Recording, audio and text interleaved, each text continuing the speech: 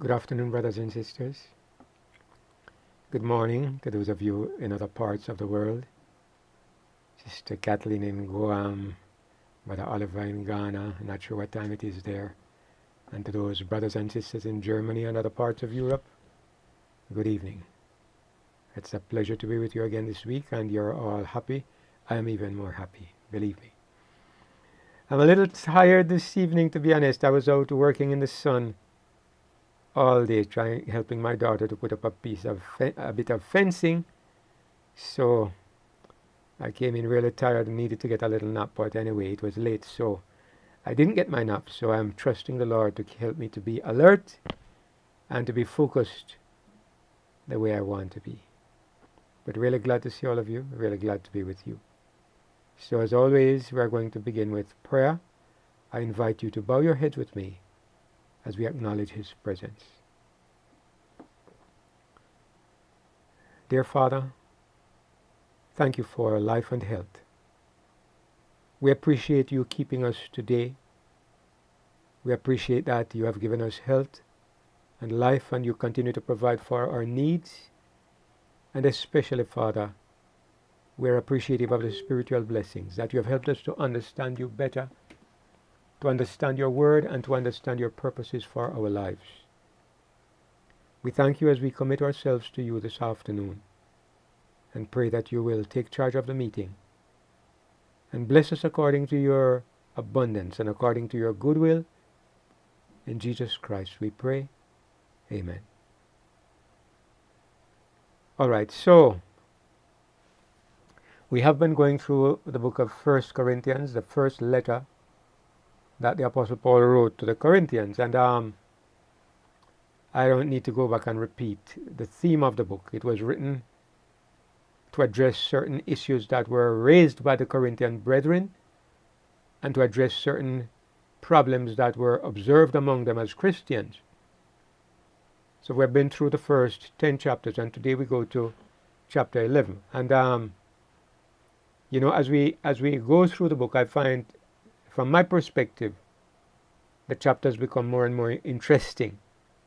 Chapter 11 here is very interesting. Chapter 12 is extremely interesting. Chapter 13 is that great chapter about love. Chapter 14 is talking about spiritual gifts, speaking in tongues and all of that. So it's really interesting. Chapter 15, how could I forget that? That's one of the great chapters in the Bible that talks about Jesus and what he accomplished as the second Adam. And a lot of beautiful, wonderful things in that chapter. So all the chapters from here forward are going to be very interesting. But this afternoon we go to chapter 11. And possibly we might just get through the first half of the chapter, because I know there's a lot there that will take us some time to discuss. So I'm anticipating we might get through a half of it this afternoon. So without further hold up, I'm going to go straight to the Bible, and we're going to take it up from verse 1 of chapter 11. Alright, so it's 1 Corinthians chapter 11. Now Paul starts with a statement that in isolation it might lead to a little confusion. Paul says, "Be ye followers of me, even as I also am of Christ." Now it sounds a little tricky, because what it seems like he's saying, look at me and follow my example. And in a sense he's saying this, but why not just say follow Christ? Why does he say follow me as you see me following Christ? He points to himself and then he says that I am following Christ. Now, taken in isolation, I would be critical of this verse. I would be critical of this statement. But to understand what he's saying or why he says it this way, let's go to the last verse of the previous chapter. The previous chapter was chapter 10. Let's go back to chapter 10 and look at the last verse. The last thing he said is, even as I please all men in all things, not seeking my own benefit, but the benefit of many, that they may be saved. Remember, as we saw last week, Paul was saying that even in the food we eat, we are to bend over backwards to not cause any offense to the weaker ones. Even if you think something is, or you know something is okay to eat, it was offered to idols, but you know the idol is nothing. You are prepared to eat the food, and somebody says, did you know this was offered to idols? The person thinks it is wrong. The person thinks you are paying homage to the idol. Then don't do it. So you give up your right in order to not cause offense to other people. And so Paul says, this is what I do. I please all men in all things. He already told you in chapter 9, he says that to the Jews I became as a Jew, to those under the law as under the law, to those who are without the law I became as without law. So he's saying I bent myself to please other people. And so it is in this context that he says now in chapter 11, be ye followers of me, even as I am also of Christ. There is a problem that we find sometimes in the Bible. And it's because the translators of the Bible have divided the Bible into chapters and verses.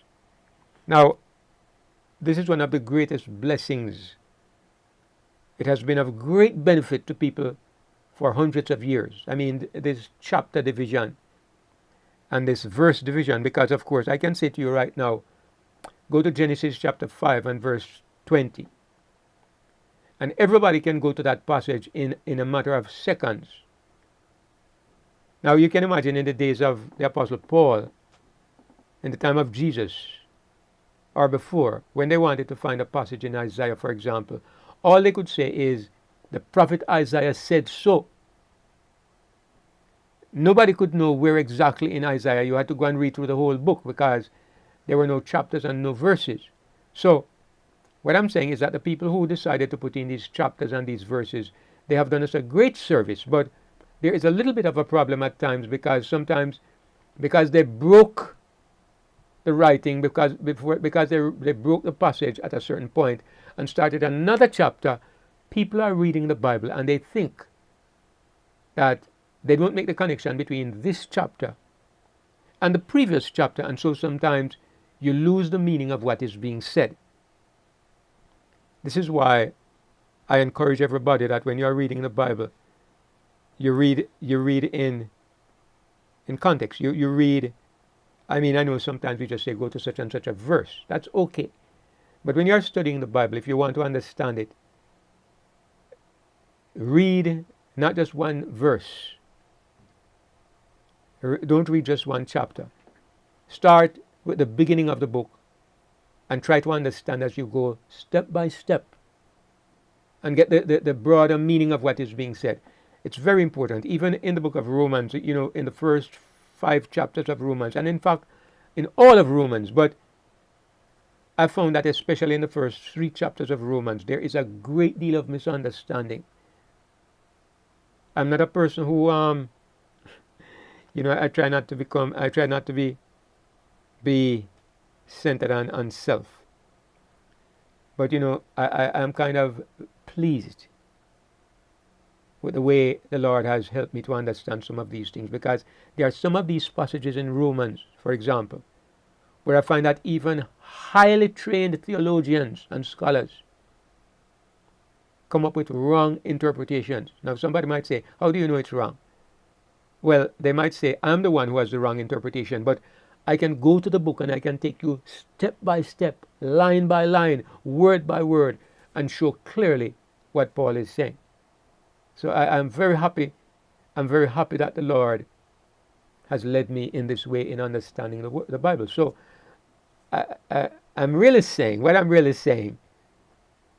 I shouldn't have brought myself into the picture, but what I'm really saying is that in reading the Bible, we must be careful to get the broader meaning. We must read the entire passage, the entire context of what we are studying.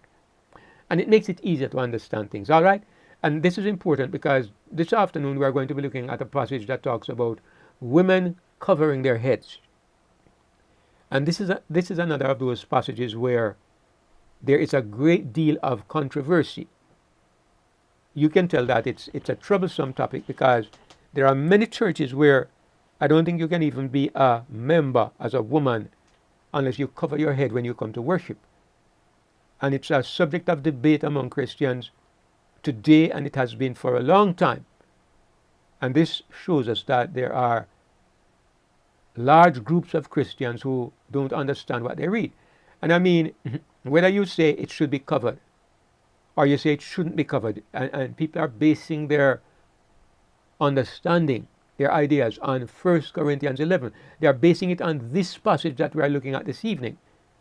And yet some say we should and some say we shouldn't. That shows us that there are vast numbers of Christians who don't understand what they read, because otherwise we would all agree. And I know that part of the reason is many people are not led by the Spirit of God. That's part of the reason. Another part of it may be that many people have not studied it carefully. But it is in the Bible, and it is something that we should understand, because it is a matter of concern for many Christians. Anyway, we're going to be looking at it this evening. So Paul says, you are to follow me as I follow Christ. And what he means is, just as how you see me bending over to try not to cause any offense, to try to do the things that other Christians think are right, within reason, okay? Some things, even if you think it's right, I'm not going to do it, okay? But in matters of where it's caused by a person's weak conscience, and I don't want to hurt their conscience, and I don't have the time to explain. Yes, I can bend. It's no skin off my back. So that's what Paul is saying. You are to follow me. Okay, you are to follow my example. The same way I bend to not cause any offense to weaker Christians, you are to take the same pattern in your life. That's what he means. So he says, you are to follow me because I am following Christ's example. In what I am doing, when I do this, it's not because I'm compromising or because I'm weak in my convictions. I'm doing it because I'm following the way Jesus went about things. Jesus tried to bend over backwards to not cause the weak ones to stumble. And I'm doing the same thing. So you should follow my example in this. Okay, that's what he means. So, then he goes on to verse 2. Now I praise you, brethren. All right, I'm commending you, that you remember me in all things, and you keep the ordinances as I delivered them to you. So he's commending them, and what he's saying, you remember my counsel, you remember my teaching. And now he's going to focus on what he calls the ordinances. You are keeping the ordinances just as I delivered them to you. So when we talk about ordinances, of course, we think of things like the communion service, and we think about baptism. And in actual fact, Paul is actually making reference to the communion service here, because if you go down a little further, you see when he goes down to about verse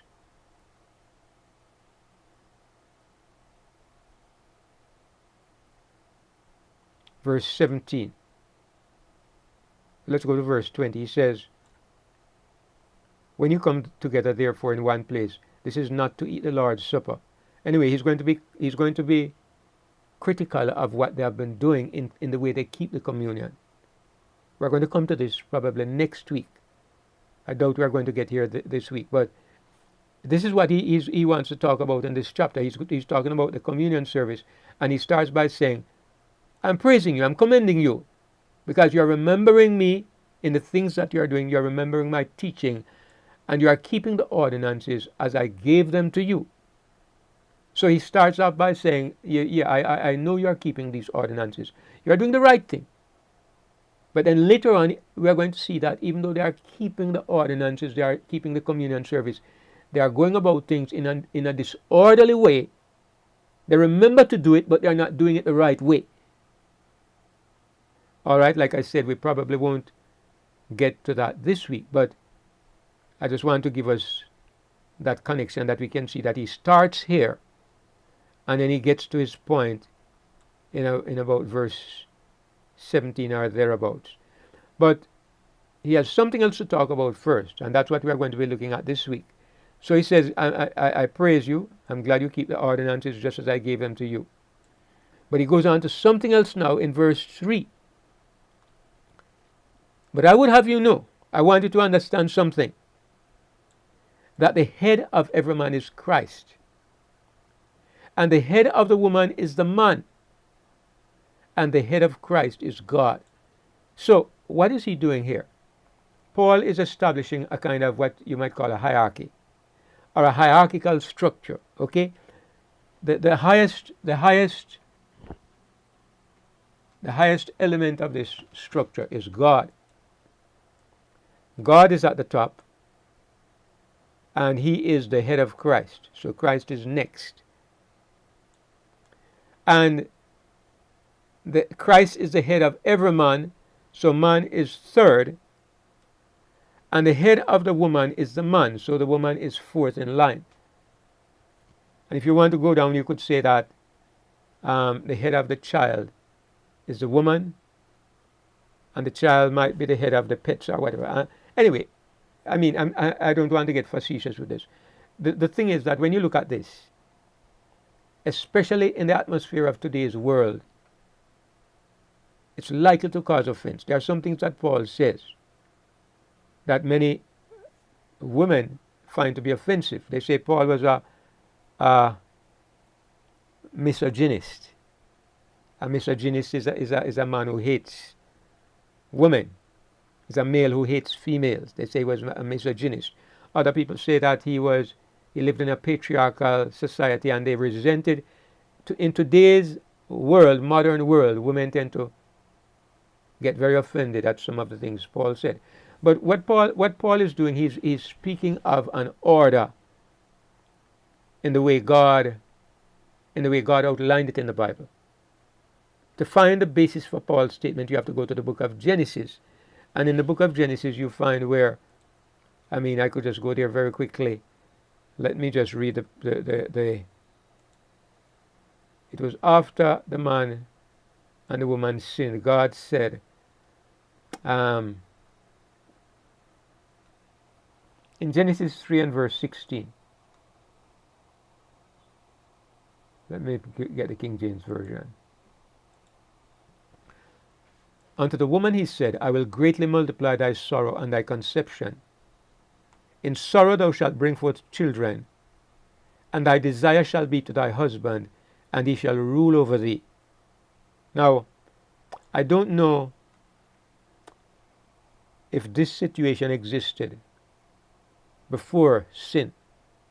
I know that God never told the husband that he would rule over the woman before there was sin. But he did say that Eve was to be a helpmeet to Adam. She was a companion, a co-worker. That's what the Bible seems to indicate. And she was taken from his side. So there is always, in the way we understand creation, there is always the concept of some seniority. But after sin, it seemed to be a little stronger than seniority. God says that the husband would rule over the woman. And rule is a strong word. But I understand it to mean simply that the husband is the greater authority in the home. All right, now, I'm saying what I see in the Bible because I know that there are people who take offense at something like this. And honestly, I can't help if somebody is offended at what the Bible says. I can't help it, okay?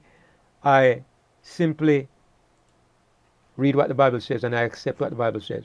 I know that in my home, I believe that I am a greater authority than my wife. If it comes to something where we come to a deadlock, I think my word will carry greater weight than hers. And I think she's aware of this. And I think this is the way God ordained it to be. You know, the thing about the world today, I might offend some people. And if I do, I'm only telling you what I really believe. All right? So if you're offended, well, I can't help it. In the world today, we see that God's design is turned upside down. And we understand. I need to be looking at you and I'm saying this, okay? We understand why it is happening. We understand why in the world today, what God ordains is of no significance to people in the world today.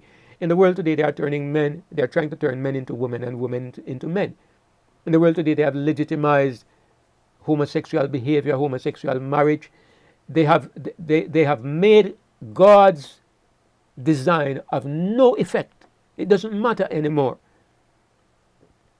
So, in this world, there's a statement in is it in Isaiah? I think it's in Isaiah, where the prophet, or it could have been Jeremiah, but the prophet is bemoaning the condition of God's people, and he says, "As for my people, children are their princes, and women rule over them."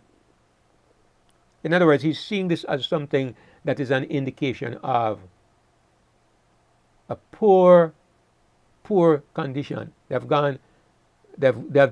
degraded far, that now their rulers are women. Now, in the world today, and the way the world is set up, women are on an equality with men in terms of earning money, in terms of the kinds of jobs that they do, in terms of their status in society, everything, especially in the Western world. The society, the lifestyle is designed in such a way that the greater strength that a man might have, or the greater emotional stability that a man might have, don't seem to matter.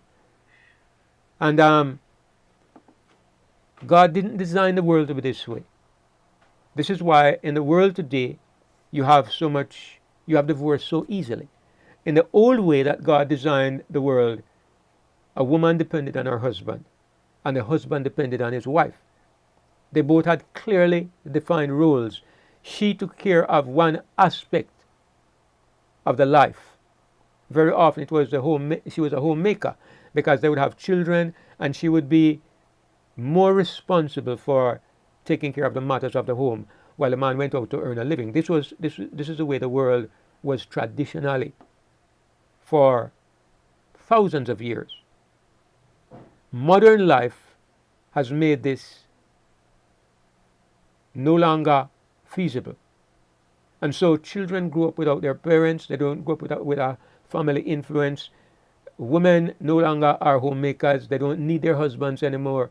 And so they become CEOs and prime ministers and so on. And so the roles as they were designed at the beginning have gone. And so you have all the divorce that takes place, and you have all the children that become the next generation, where there are no principles. The world changes because God's order changes. This is what I'm trying to say. And I know how it is to some ladies, right? It's a little touchy subject, but honestly, I don't think that a person is, because God says that the man is the head of the woman. I don't think that this puts women in a position that is inferior.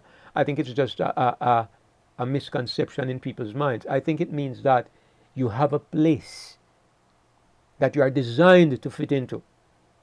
I don't think I'm inferior because Jesus is my head, or because I work at a job and I have a supervisor.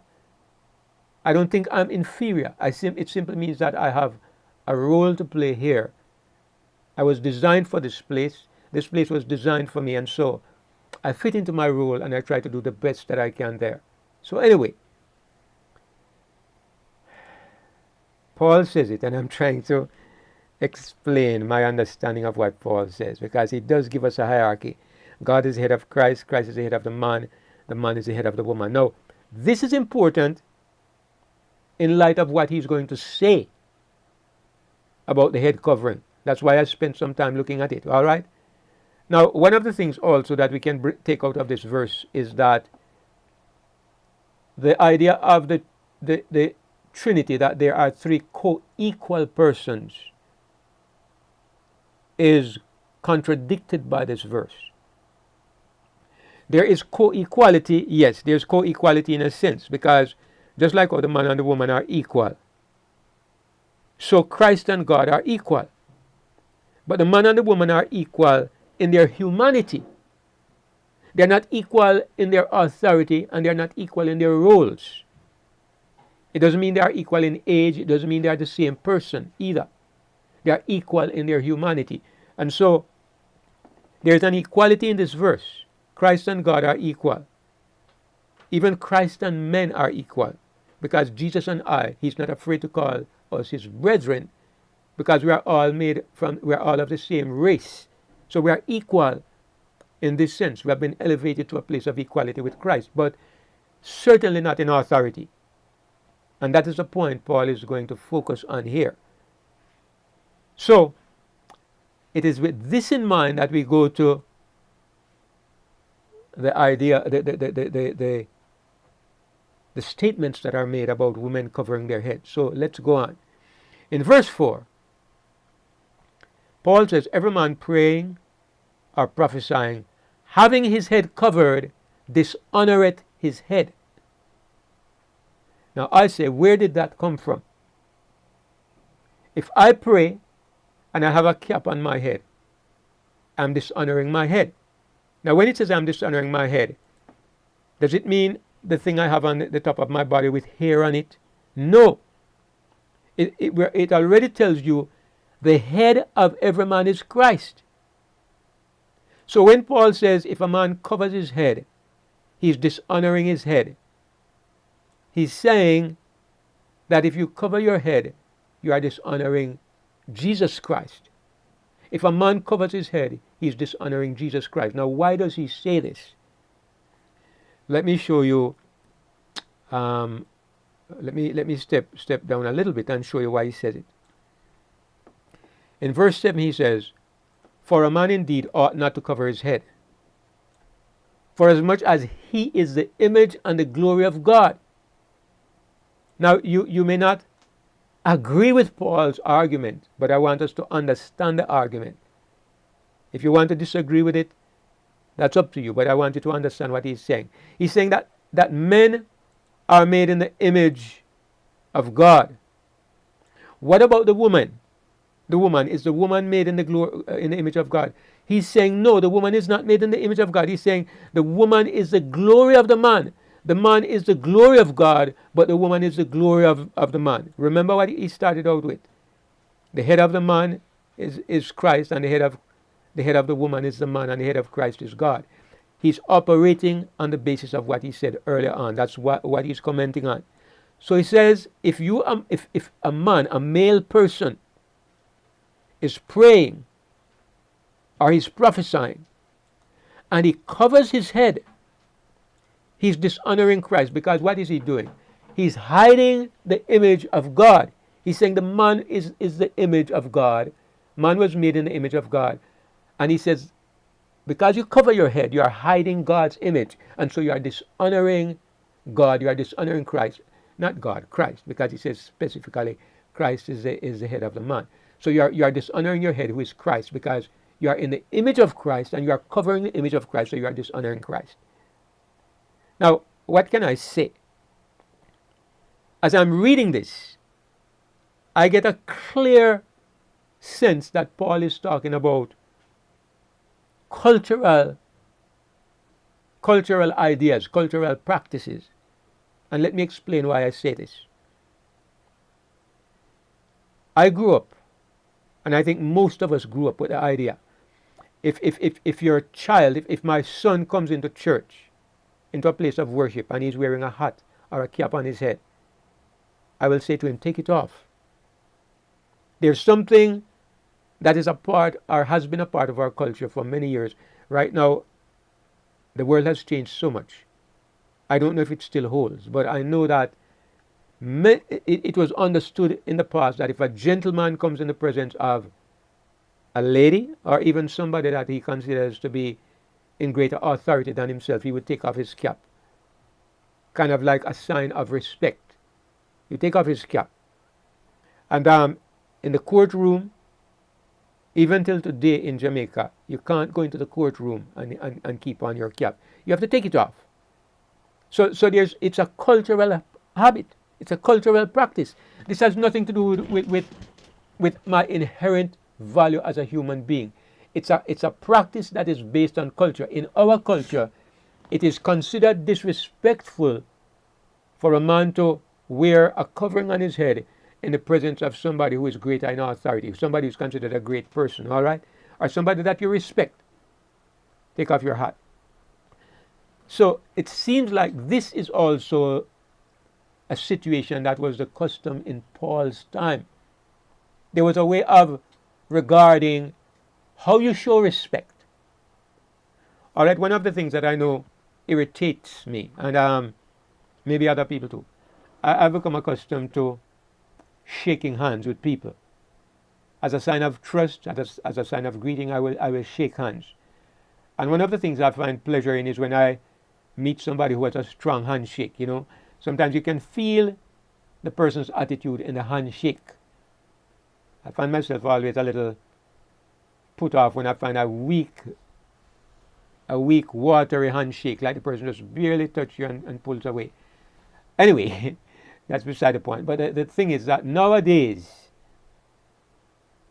because of the COVID situation, they discouraged shaking hands. And now even today, when I see, you know, like there's a game of football, soccer or something, when they come on, the teams come to greet, they touch elbows. They touch elbows. So a deep-seated custom that has spanned probably thousands of years, they're trying to remove it in the name of this situation. But at the same time, the point I'm making is that there are customs that have been established, and the society lives by these customs.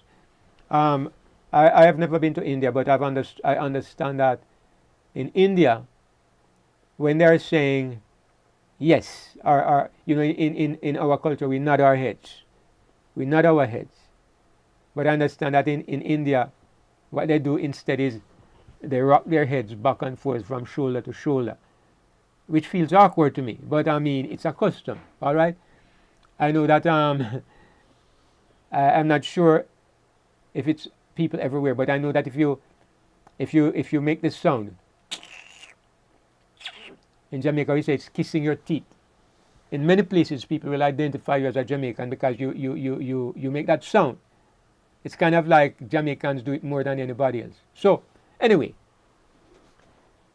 there are habits that become associated with culture.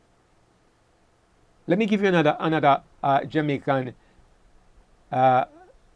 cultural thought, which is probably gone today. But when I was a boy, if you whistled in the presence of adults, they would say you are disrespectful, and you'd be soundly rebuked if you were a little boy and you whistled in the presence of adults.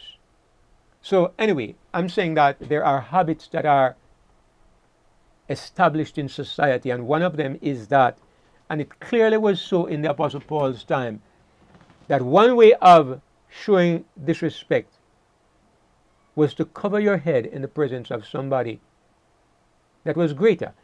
Especially now, he says, if you cover your head, you're hiding the glory of God. You as a man are made in the image of God, and why would you cover the image of God? In glorifying God, you reveal the image of God. He's talking about something physical, but he's also saying that even physically, we were designed after the pattern of God. So he goes on to say next, but every woman that prays or prophesies with her head uncovered is dishonoring her head. Now, who is the head of the woman? That's the question. We go back to verse 2, and it says that the head of the woman is the man. So, the man uncovers his head. He uncovers his head to honor his head, Jesus Christ. And the woman covers her head to honor her head, which is the man.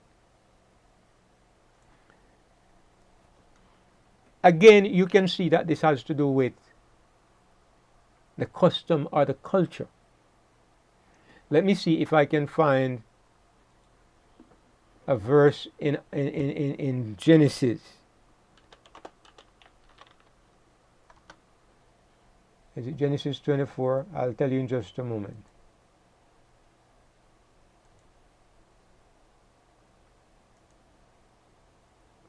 All right, I'll give you in just a moment. There's a verse I'm looking for.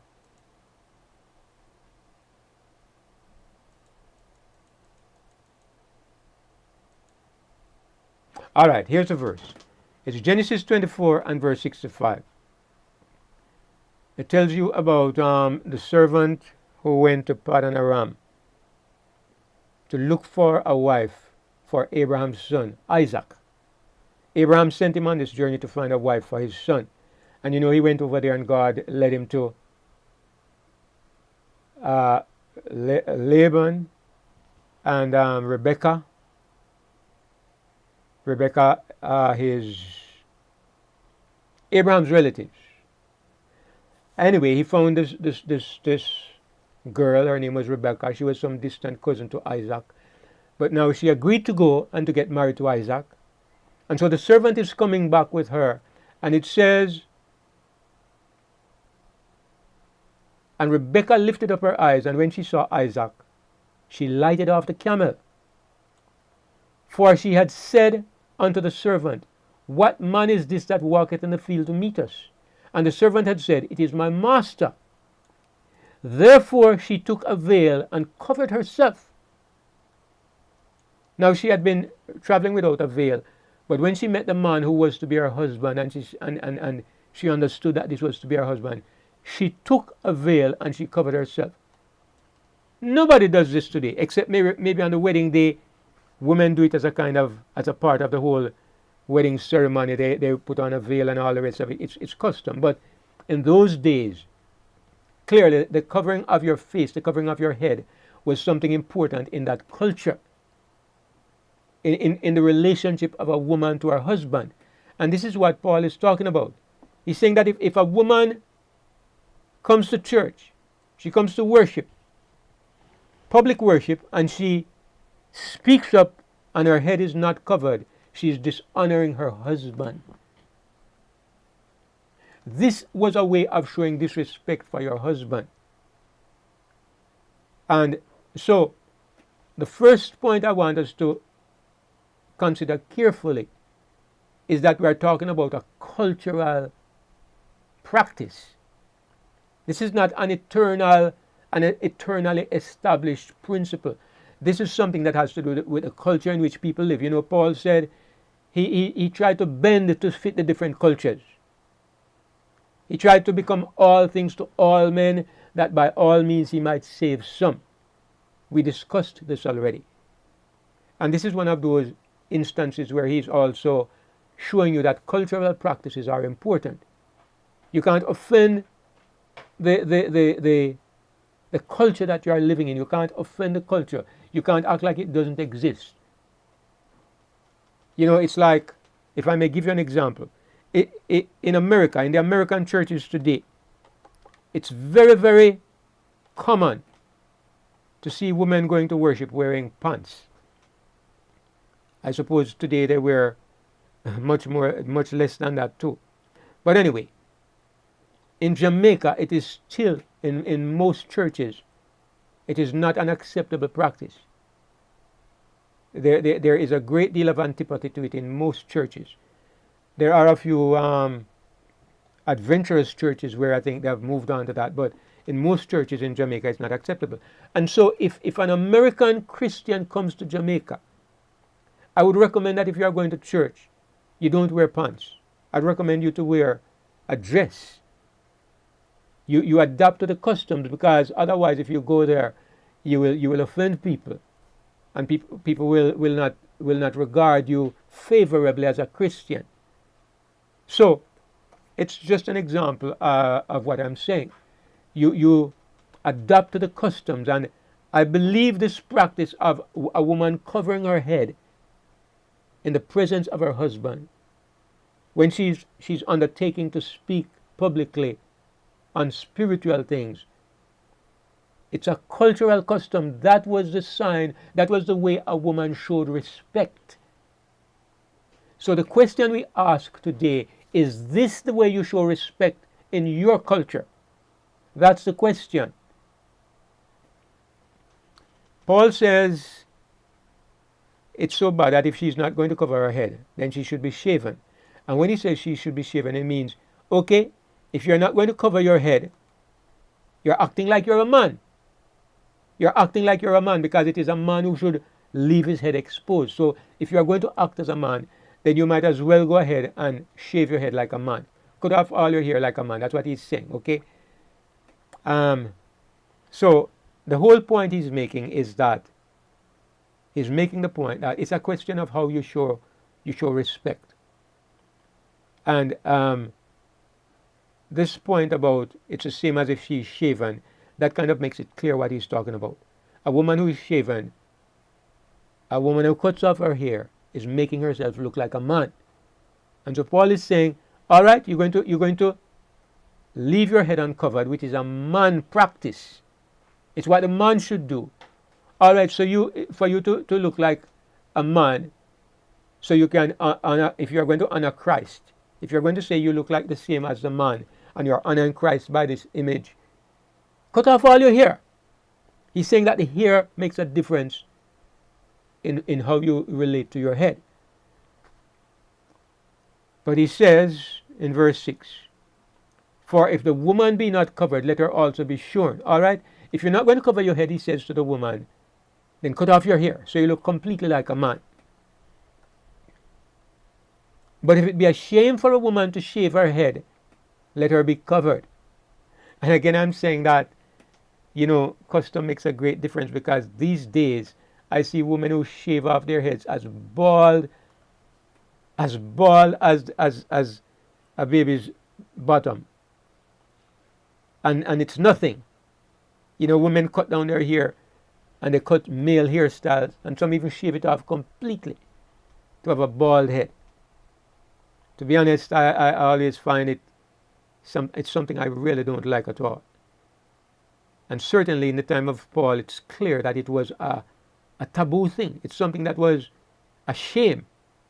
It was considered a shame for a woman to have her hair shaved off. And Paul says, look, if it's a shame for a woman to have her hair cut off, let her be covered. So he says, what I'm saying to you, brethren, is, women, cover your heads. And if you're not going to cover it, cut off your hair. And since it's a shame to cut off your hair, look, please be covered.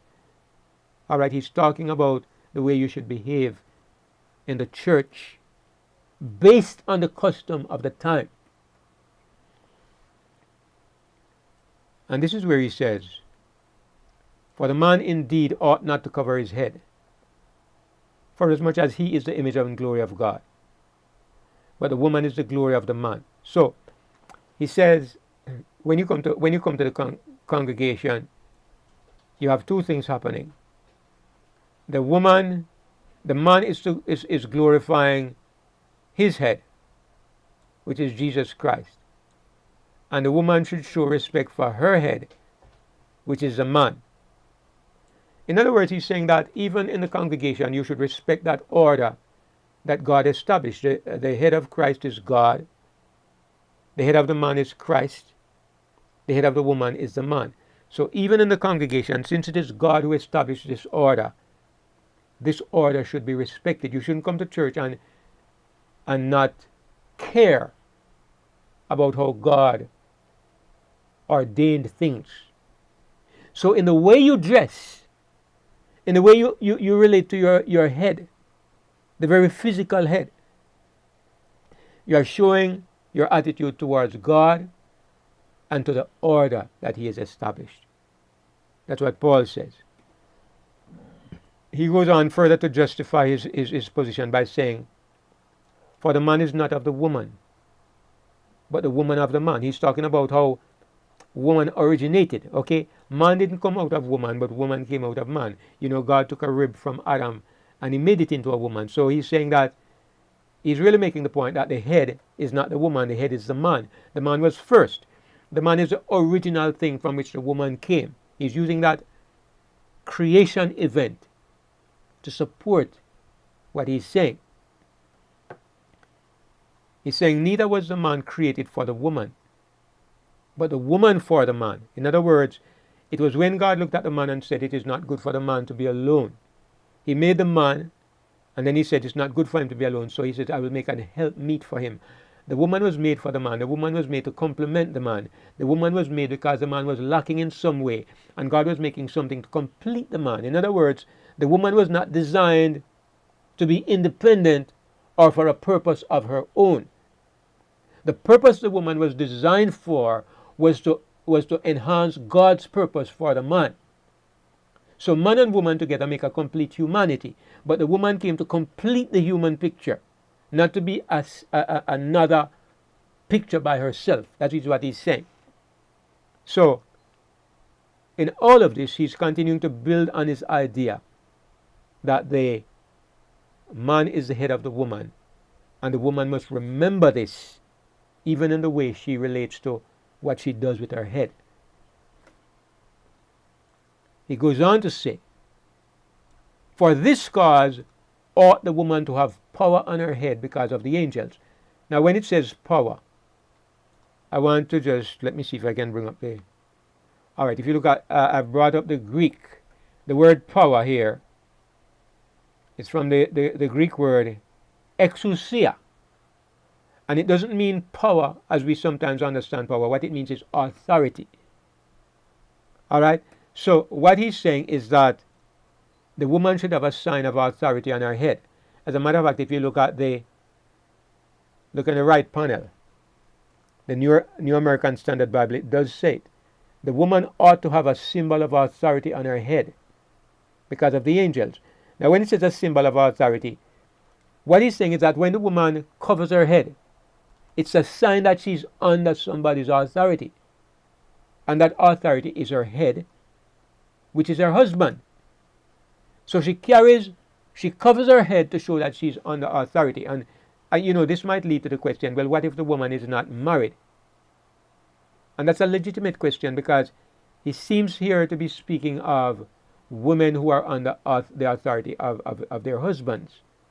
But anyway, he says she should have a symbol of authority on her head because of the angels. Now I'm going to just look at the Amplified Bible to expand further on this because of the angels. In the Amplified Bible,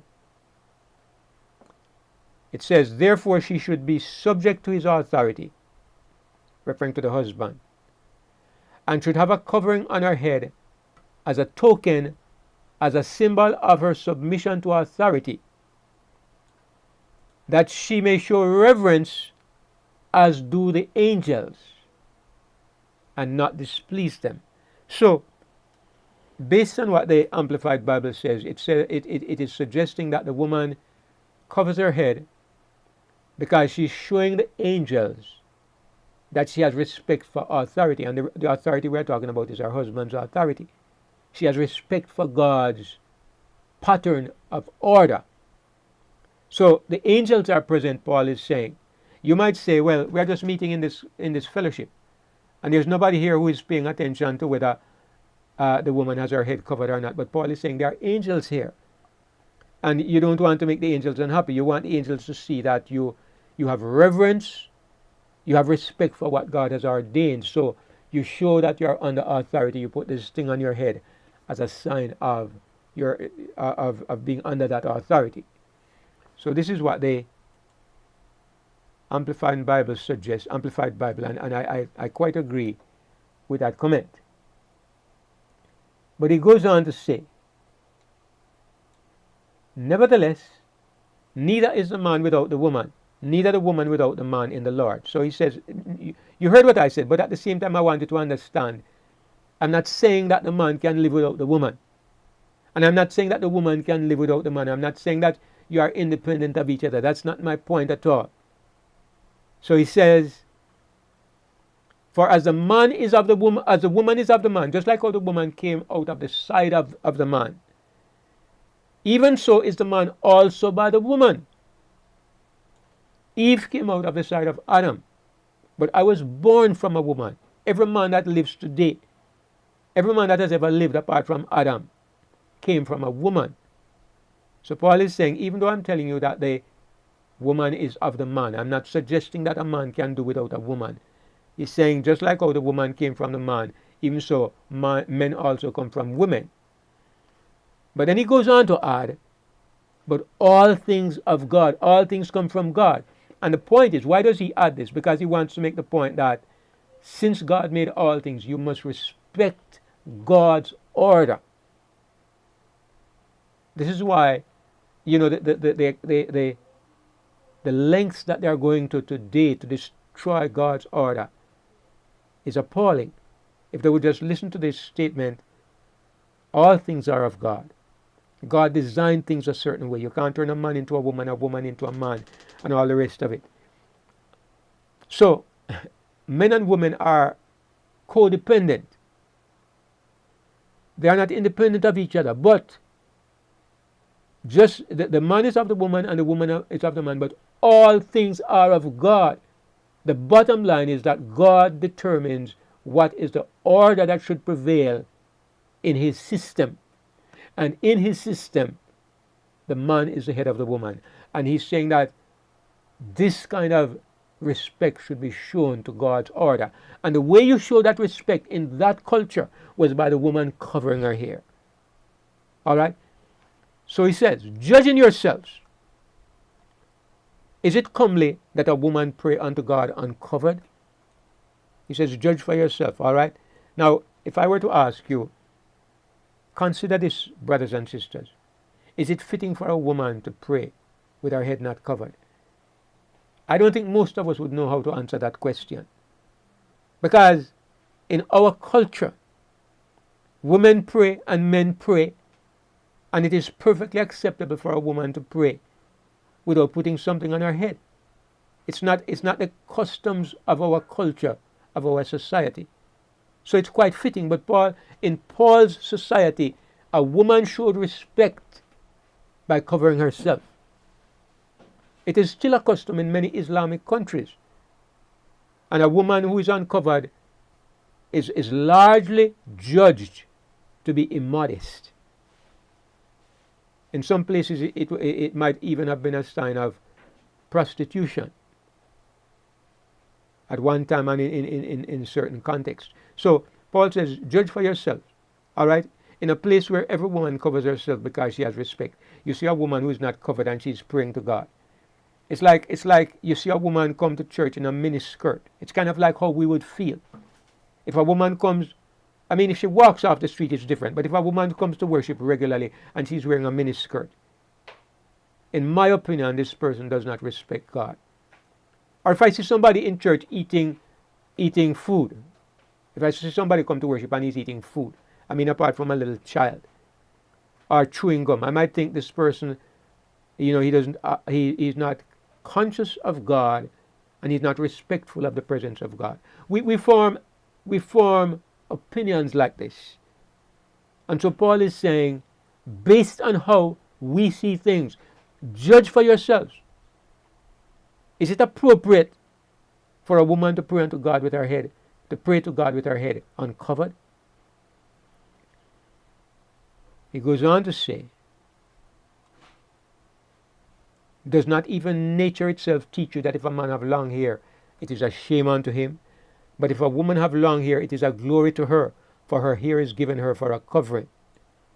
So again, you can look at these statements and you could say, well, this is not true in our society.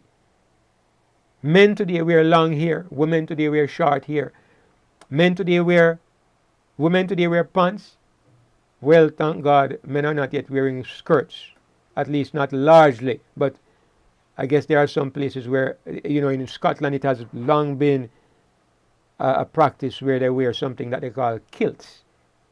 But I understand that there are some places now where, because of this push for equality, some men are starting to wear skirts, which is, I won't even comment on that.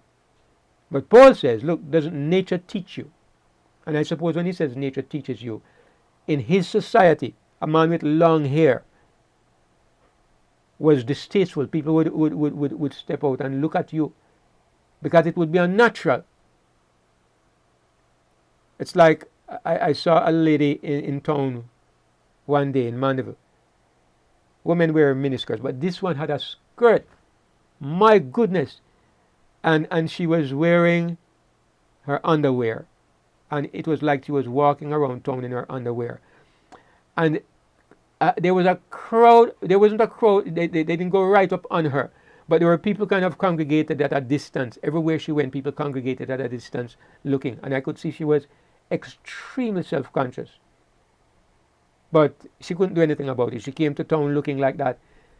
I think Paul is saying something like that. You know, if they saw a man with long hair in Corinth, that's how people would have treated it.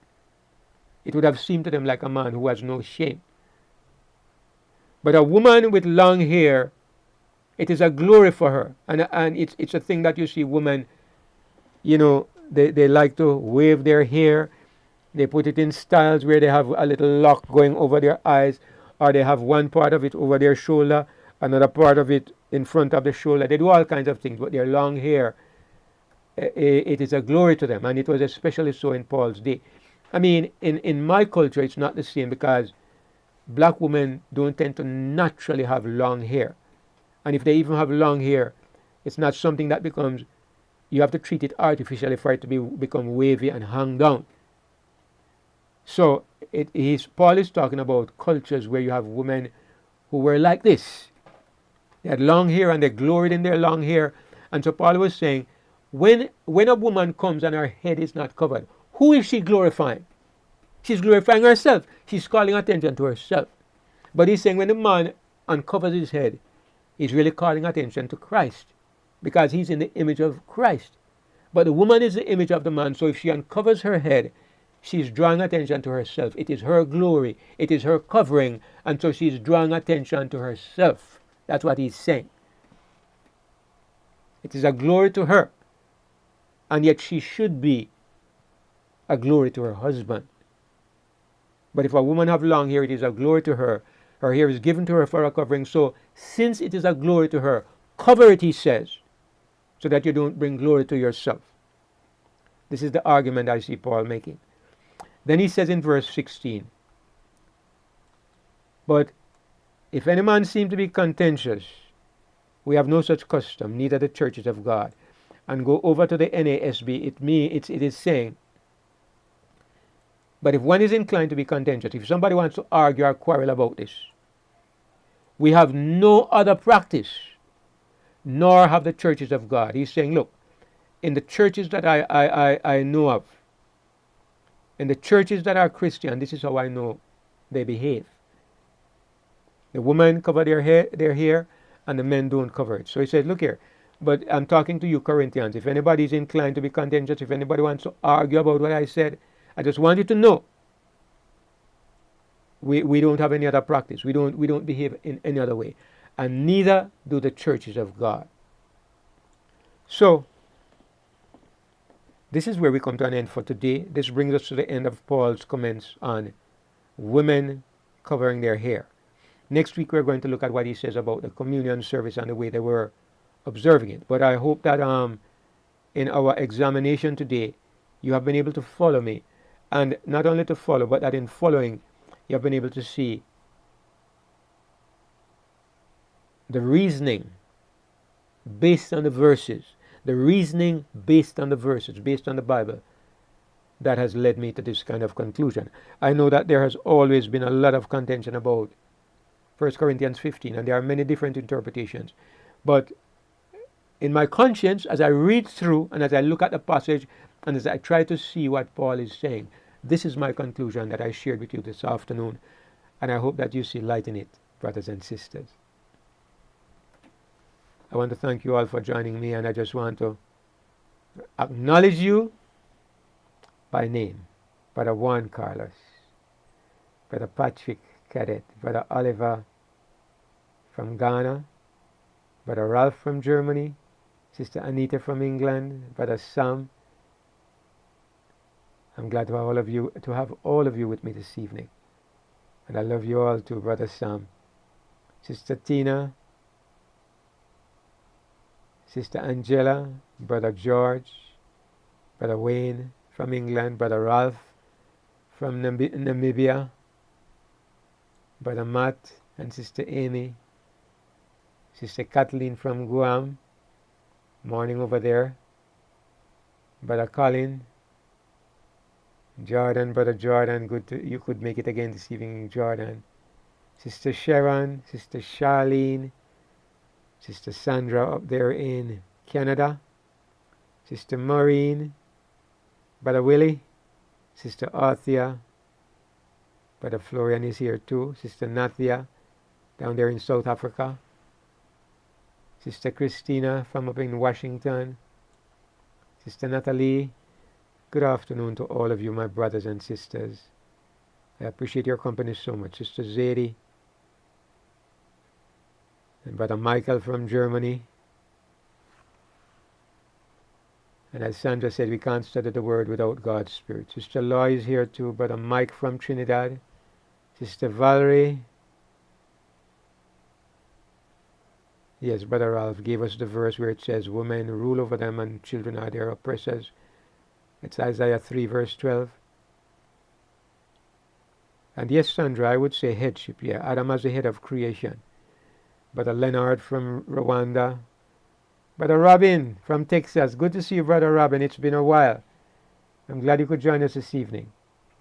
Sister Marjorie, good to see you this evening. Aluka, I'm glad you could join us. Brother Warren is here too. Good to see you, Brother Warren.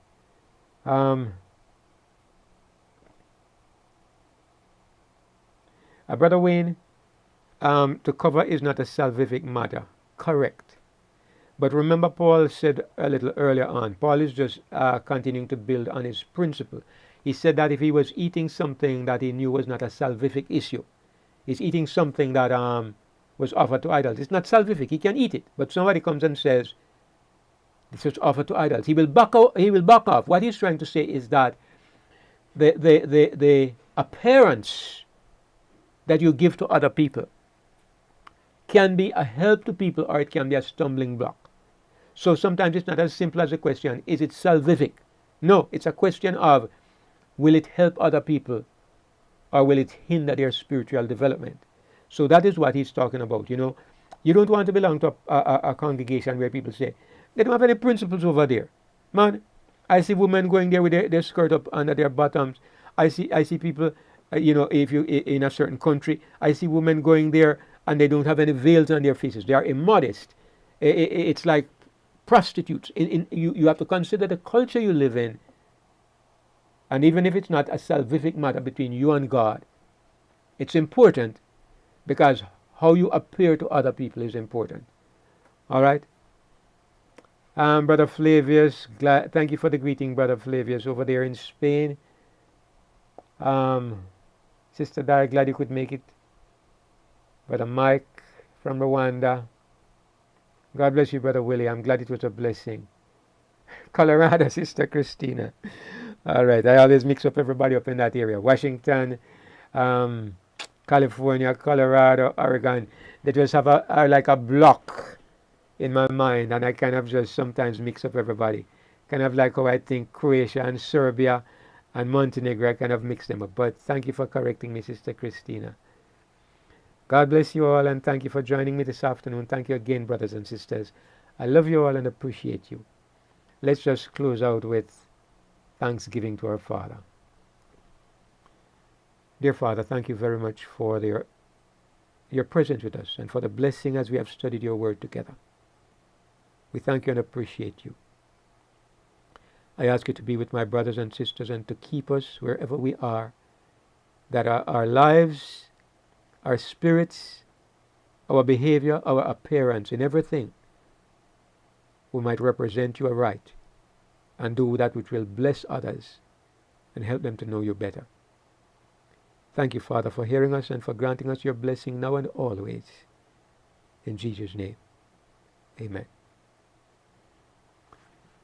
Okay, beloved, thank you. God bless you all. I'll see some of you tomorrow evening, some of you on Sabbath, and the rest of you next week for sure. God bless you.